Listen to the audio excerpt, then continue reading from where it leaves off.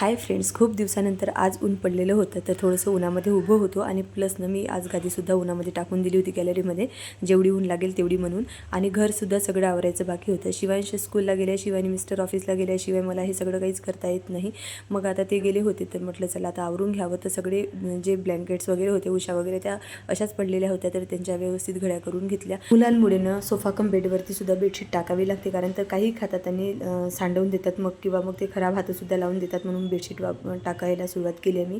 परत इकडे स्वयंपाक केल्यानंतर गॅसवरती भांड्यांचा पसारा पडलेला होता, तर भांडी वगैरे घासून घेतली, गॅसवटा चांगला आवरून घेतला. कपड्यांचा पसारा खूप झाला होता, त्यात न घालायला लागणारे कपडे खूप झाले होते, मग ते काढून ठेवले आणि जे घालायला लागतात कपडे रोजचे ते व्यवस्थित घड्या करून ठेवून दिले. आणि त्यानंतर मला जायचं होतं बाहेर, एक काम होतं आणि माझं काम झालंच नाही. मग तिथून माझ्या मैत्रिणीकडे पण जायचं होतं. तिने घेतली होती नवीन वॉशिंग मशीन, फ्रंट लोडची वॉशिंग मशीन घेतली ती. खूप छान वॉशिंग मशीन आहे. चला भेटू पुढच्या मिनी ब्लॉगमध्ये, तोपर्यंत बाय.